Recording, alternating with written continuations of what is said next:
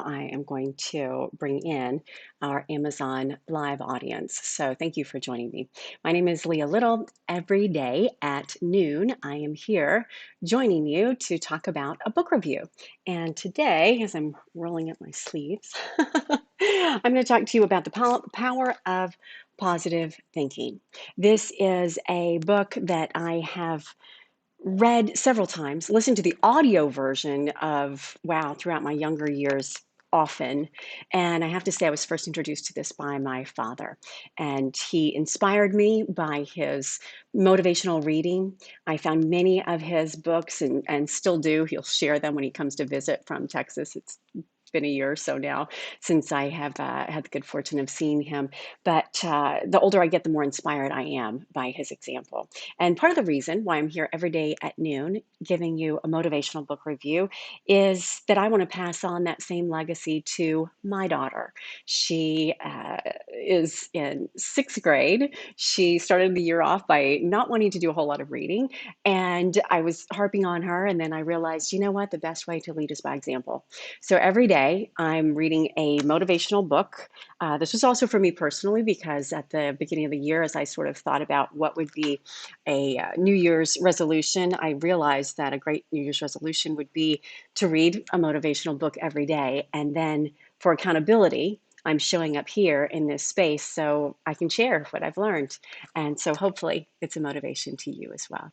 So thank you. I see you joining me on Amazon Live. Want to say also thank you if you are joining me on Facebook.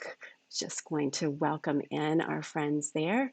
So thank you for being there as well. I love it when I can see your comments and can share great thoughts with you. So hello and welcome. All right, so I'll start the conversation here in the chat and say hi there, and let's get going. All right, so no matter where you're joining me, I'm just thrilled that you are here. Let's just minimize that a little bit and off we go. All right, so if you are someone that loves motivation, wow, how about this for a classic, right? This has been one of those books I think that has been revered throughout history. I didn't actually realize that it was first written in 1952.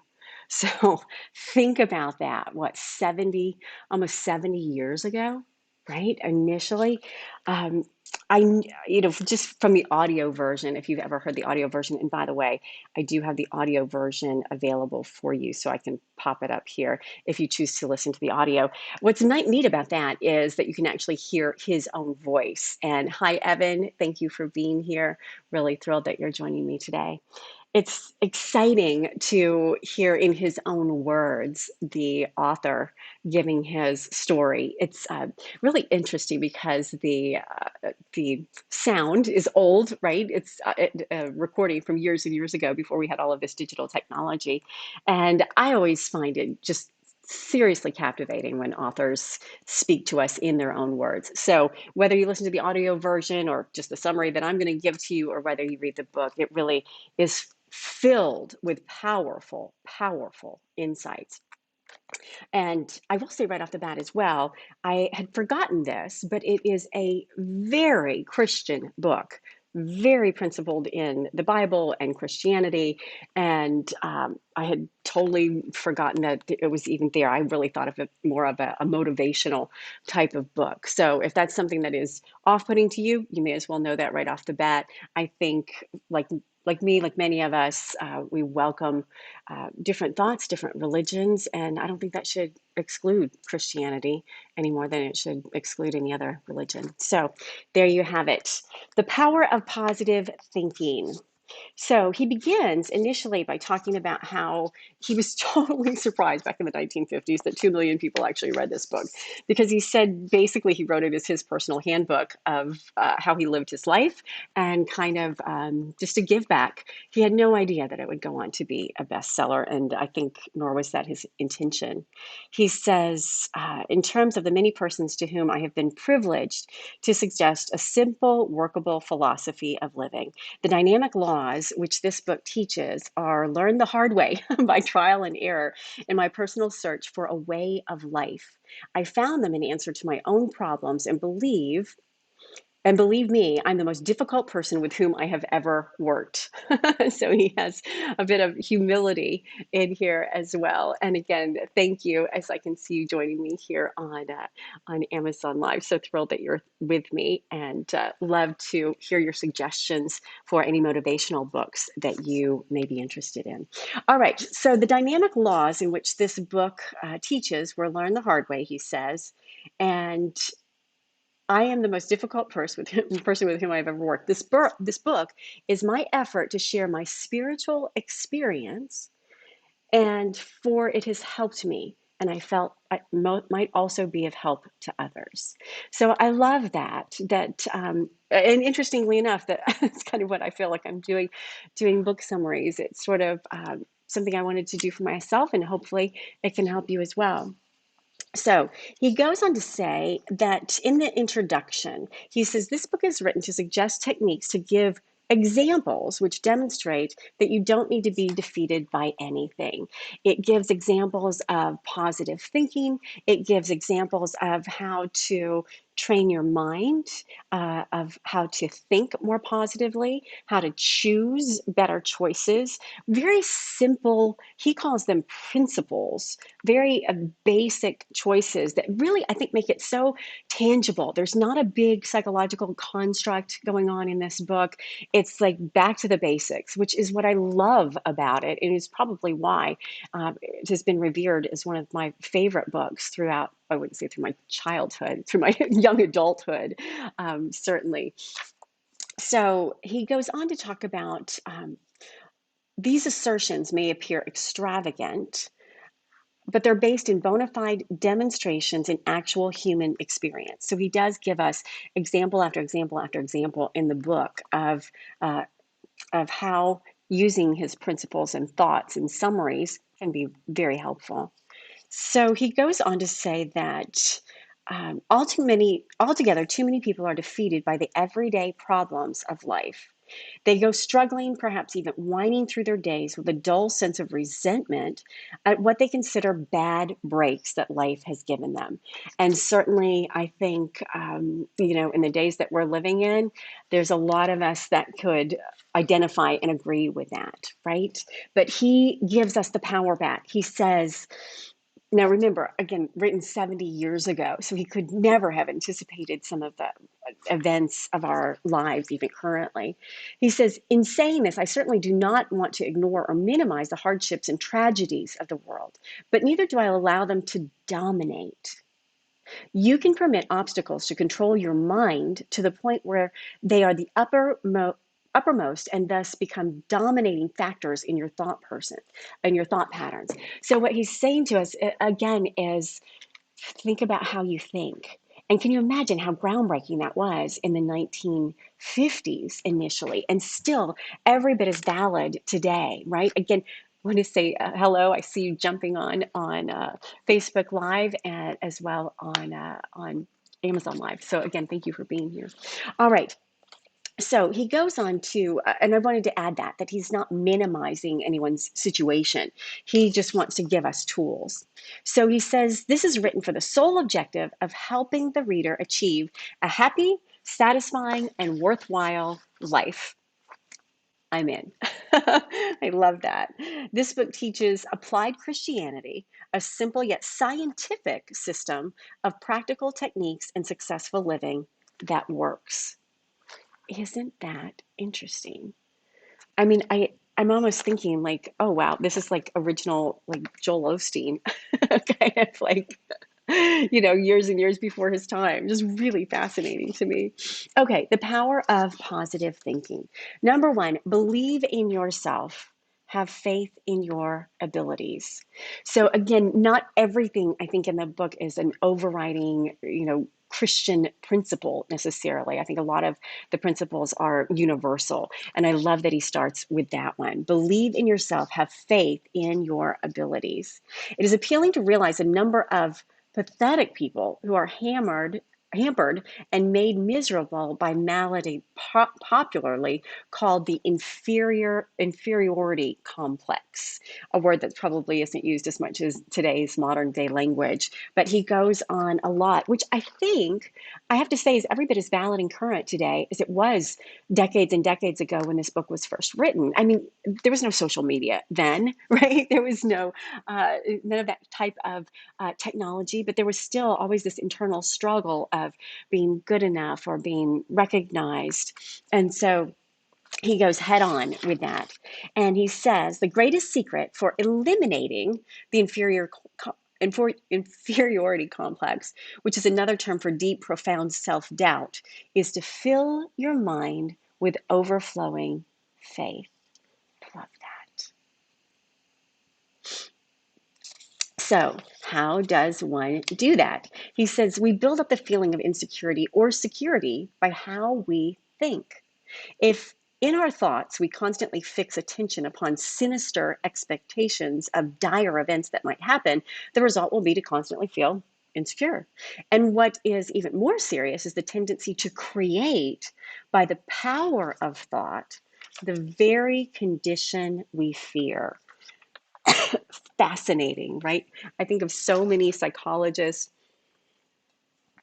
who have given us such amazing information and learned studies for so long. And here he was, excuse me, Norman Vincent Peale, saying this back in the early 1950s. That again, it's this insecurity coming from our own minds. Excuse me. So he starts with a story of a man who was 52 and had lost everything. He goes through then a series of what would probably now be called cognitive behavior techniques. That's like, well, what do you still have? You've lost everything. Do you still have your wife? Yes, she's still very loving. Do you still have your children? Yes, they still admire me. Do you still have your community? Yes, he was upstanding in the community. So he comes up with a list of, I think, 7 different, religious faith. He's living in the United States and thankful for that. Integrity, he had nothing to be ashamed of. Friends who wanted to help him with his situation. Devoted children, wonderful wife. So 7 different areas of his life. He said, wait a minute. You might be focusing on some bad business deal or some financial loss, but there's a lot going on that is not devastating in your world. So it's kind of reframing the perspective. One of the most powerful concepts, one which is a cure for lack of confidence, is the thought, he says, again, very Christian in this book, that God is actually with you and helping you. Feelings of confidence depend on the type of thoughts you habitually let occupy your mind. So fascinating. Ralph Waldo Emerson declared a tremendous truth. They conquer who believe they can. And he added, do the thing you fear, and the death of fear is certain. Love that. How many times have we heard that again and again and again? Who is it? The famous first lady who said to us, do that which you think you cannot do. It's so interesting to see these pieces kind of woven through literature again and again. Formulate and stamp indelibly in your mind a mental picture of yourself succeeding. Hold this picture tenaciously. Never permit it to fade. Your mind will seek to develop this picture. Never think of yourself as failing. Never doubt the reality of this mental image and to complete the picture. It's always picturing success, no matter how badly things seem to be going at the moment. And so he ends each chapter, which I love, with kind of usually 10 actual bullet points. Do not build up obstacles in your imagination, he says in this. Do not be awestruck by other people and try to copy them. Do get a competent counselor. How about that for advice from the 1950s? Make a true estimate of your own ability, then raise it by 10%. I love that. Victoria and I've been practicing with her some volleyball And I taught her, the thing that my coach taught me years ago, like you don't aim for the net, you aim for the back line, right? I love this where he says, make a true estimate of your own ability, a true estimate of your own ability, and then raise it by 10%. How cool is that? Like bring it up again. So again, want to say thank you as you're joining me here on Amazon Live. I see you. We're reviewing The Power of Positive Thinking by the one and only Norman Vincent Peale. I have it for you in the carousel. And we're now going on to chapter 3. Let's, for sake of time, jump ahead. The words we speak have a direct and definite effect on our thoughts. Thoughts create words, for words are the vehicles of ideas. So, really interesting here as I started to parse this out because there's so many streams of thought when it comes to do feelings create thoughts? Do thoughts create feelings? He says here, thoughts create words, and words are the vehicles of ideas.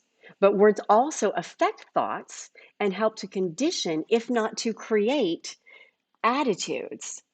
I mean, that to me could be months worth of contemplation, just thoughts and attitudes and words and which comes first and how that plays out that relationship, but really interesting as he goes into it. Another effective technique, and so ahead of his time in developing a peaceful mind, is the daily practice of silence. He was talking about meditation all the way back then. I mean, I don't know if this was in the original. This book has been updated so many times, 1952, 56, 1980, and then 2003. I mean, again and again. But again, just the concept of meditation, even in the 1980s, was still, I think, fairly new and making its way here to the US. So he says, everyone should insist on not less than a quarter of an hour of absolute quiet every 24 hours. Go alone into the quietest place available and practice the art of silence. Do not talk to anyone. Do not write. Do not read. Think as little as possible. Throw your mind into neutral. That's so cool. I love hearing time and time again the reiteration by author after author, great thinker of the same concept. To me, that starts ringing and weaving truth when it just is again and again constantly brought up. How to have constant energy is the subject of chapter 3. If your mind tells you that you're tired, the body mechanism, the nerves, the muscles, they accept that fact. So again, having to do with the mind. When we spiritually connect through our thought processes, the divine energy flows through the personality. What a concept for, again, way back when, automatically renewing the original creative act. He talks about with an electric clock connected to an outlet, it doesn't run down and continually, indefinitely will keep accurate time. But unplug it and the clock stops. So he talks about literally if we're plugged into our divine energy, he calls it God, it's like it's constantly running. If you're unplugged, of course you're going to be tired. You're going to stop running. Really powerful. And some of this text I just did not remember in my young years listening to the audio tapes and reading the original books of my father. So really fascinating to me to rediscover it through this process of reading a book a day. So he talks about Mrs. Thomas Edison, with whom I often discuss the habits and characteristics of her famous husband, the world's greatest inventive wizard, told me that it was Mr. Edison's custom to come into the house from his laboratory after many hours of labor and lie down on the couch. She said he would fall asleep as naturally as a child in perfect relaxation, sinking into a deep and untroubled slumber. After 3 or 4, sometimes 5 hours, he would become instantly awake, completely refreshed, and eager to return to his work. How's that for an endorsement, right? One of the most brilliant minds. So she said, Mrs. Edison, talking of her husband, he was nature's man, by which she meant he was completely in harmony with nature and with God. Fascinating. The longer I live, the more convinced that neither age nor circumstance needs to deprive us of energy and vitality. We are at least awakening to the close relationship between religion and health. We're beginning to comprehend a basic truth hitherto neglected, that our physical condition is determined very largely by our emotional condition, and our emotional life is profoundly regulated by our thought life. Big concepts. I mean, we're on page 31 and it's just immersive. He talks about how hectic habits of this age have many disastrous effects. Can you imagine what he would be thinking now, decades and decades later, in our so hectic schedule and lifestyles that we have now? A friend of mine commented about an observation made by her father. Everything is speeding up, and for that reason, many people are tired. The solution is to get into time synchronization. One way to do this is to go out a warm day and lie down on the earth. I actually tried that yesterday. It was great. You'll hear all manner of sounds. I could hear the birds chirping, the water in the ocean. Even the dolphins came to visit when I was meditating. It was really, really lovely. Yeah, so he said you'll hear the wind, the trees, the murmur of insects. So to accomplish this, their personal concerns are superior even to all crises of human history. He says some people are tired because they haven't found a mission or a way of giving back or something that is of meaning to them. And he said it's so simple. Just open your eyes to it and you can find it. It's there. He says that they even become sick. The surest way not to become tired is to lose yourself in something in which you have a profound conviction. Love that. Love that. So, the man who is out doing something isn't tired. If you're not getting into good causes, no wonder you're tired. You're disintegrating, you're deteriorating, you're dying on the vine. The more you lose yourself in something bigger than yourself, the more energy you will have. You don't have time to think about yourself and get bogged down in your emotional difficulties. Isn't that amazing? Oh, I love. There's so many parenting lessons in this I can think of for my daughter. There's so many lessons I see in myself. What a fantastic book. We're reviewing The Power of Positive Thinking by Norman Vincent Peale. Again, he talks about it's ever possible to move forward. All right, so as we move forward ourselves, for sake of time, how are we doing here? 23 minutes after. It's remarkable. He talks about prayer very distinctly in several of the chapters. Try prayer power, he says in chapter 4. Again, very overtly Christian book. He says, prayerize, picturize, and actualize. And as I was listening to the audio version and kind of reviewing here with the book this morning, it all came flooding back to me because I remembered this even back in college, listening to cassettes of this. Prayerize, picturize, and actualize. It kind of reminds me a lot of Tony Robbins and some of those initial visualizations that he gave to us, like back in Personal Power. By prayerize, my friend, meant a daily system of creative prayer. The second point of the formula of creative prayer is to picturize. The basic factor in physics is force.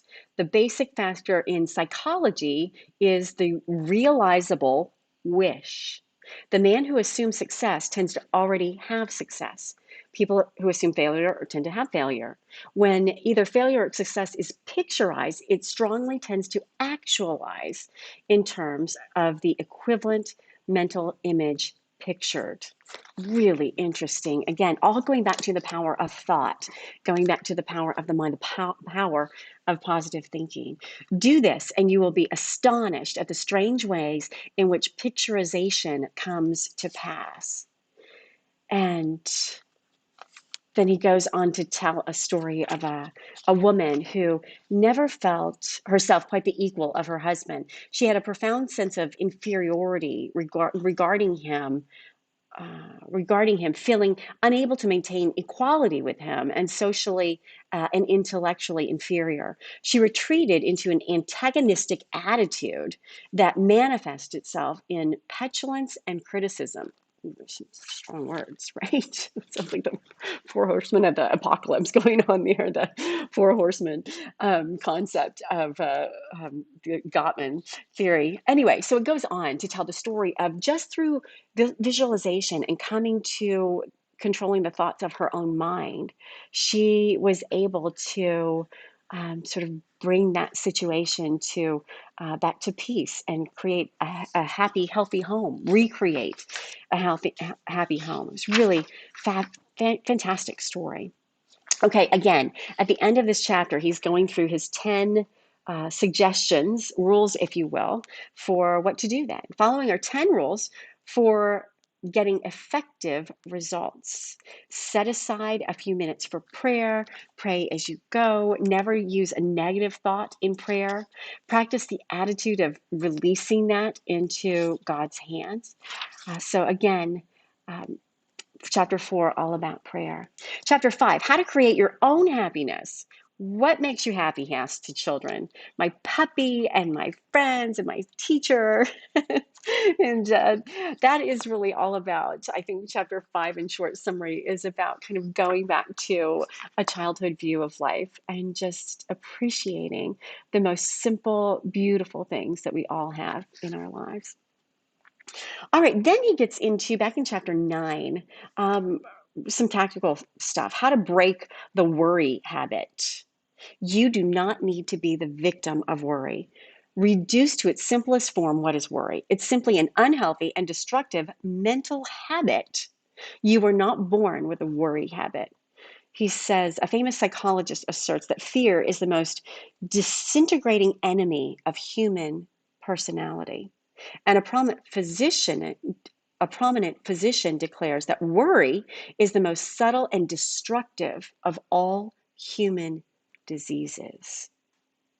Another physician tells us that thousands of people are ill because of dammed up anxiety. Really fascinating. So, what do we do about it, right? Practicing emptying the mind daily. He talks about meditation without ever saying the word meditation. Fascinating. This should be done preferably before retiring at night to avoid retention by the consciousness of worries while you sleep. During sleep, he says thoughts sink more deeply into our consciousness. This process of mind drainage is important in overcoming worry, for fear thoughts, unless drained off, can clog the mind and impede the flow of mental and spiritual power. So good. All right, so then again, he summarizes the chapter. And again, Caitlin says, when I pull the cork on a bottle of wine, pour a glass and take a sip, it's like an angel takes me by the hand and says, come with me. Oh, and probably angel. An angel says, you know, Caitlin, in the evening time, I enjoy my glasses of wine as well. I have to agree with you. uh, Nothing like a glass of red wine and a good book. To Power to solve personal problems is chapter 10. I want to tell you, yes, Angel. Yeah, I hear you, Caitlin. I assumed, yes. I know texting and talking and typing. Great to have you with me, Caitlin. I appreciate you being here. I love that you love the sort of concepts. Thank you for joining me. So, the power to solve personal problems. He says, I want to tell you about some fortunate people who found the right solution to their problem. They followed a simple but highly practical plan in each case, and the outcome was a happy and successful one. So, he shares many stories of examples that can inspire us. And again, then in the back of the chapter, he gives us the how to's. Hi. I see you there. Great to have you join me on Amazon Live. And likewise, great to have you join me here on Facebook Live as well. Just take a moment to say hello to friends there as well. Rashid and Evan and Charles and Thomas, thank you for being here. So much fun. All right, so let's pop over. Okay, summarizing the chapter. Be calm. Tension blocks the flow of thought. Don't try to force an answer. He talks about trusting that insight into intuition will arise. Then he goes on, um, when vitality sags, try this health formula. Really interesting here. Um, he talks about if you're thinking of taking medicine, now who knows if this was originally in his first manuscript in the 1950s, but he has his own kind of ideas of try filling your mind with amazing thoughts. So again, I'll let that one go to the doctors and the experts there. He says there's techniques for cooling off anger. Um, Sometimes anger is a term that is good for like getting rid of minor irritations. Uh, Train yourself every time you feel a surge of anger to say, is it really worth uh, having this get to me emotionally? Really interesting there when it comes to his psychology. All right. And then inflow of new thoughts can remake you. Oh, I was so excited to read this chapter. I didn't remember this in any of my initial readings of his work, but it's exactly what I'm doing. I've been reading a new book every day, sometimes revisiting works that I'm familiar with, like this one, The Power of Positive Thinking, every day since January 1st.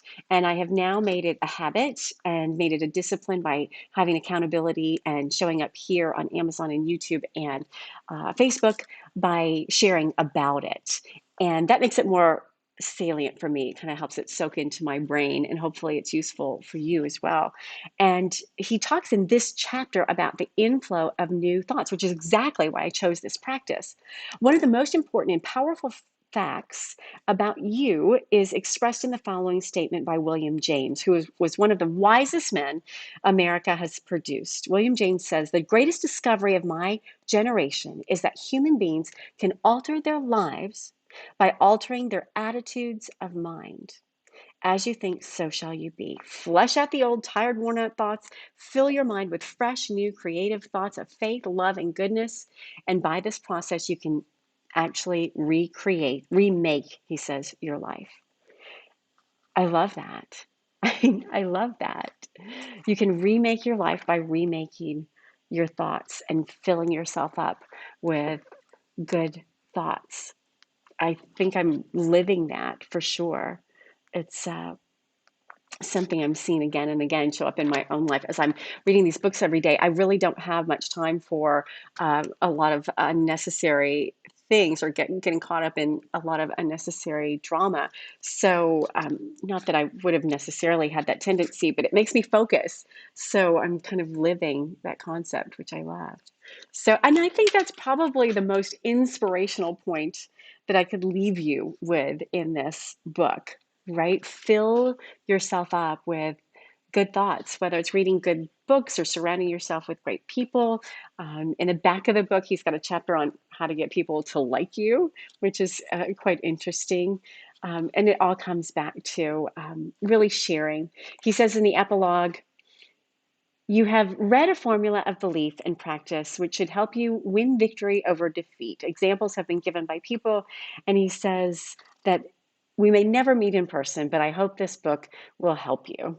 And and then he goes on to say, "We are spiritual friends." I love that. So again, a gift to the world, a gift to so many people who have revered this since it was first written in the 1950s. So if you like this book and you want to read it for yourself, I would highly recommend it. It is in the carousel for you on Amazon. I'll highlight it. There it is in the paperback version. Here it is if you want to select the Kindle version, and entirely up to you how you choose to absorb the material, but some great material it is. So, The Power of Positive Thinking by Norman Vincent Peale.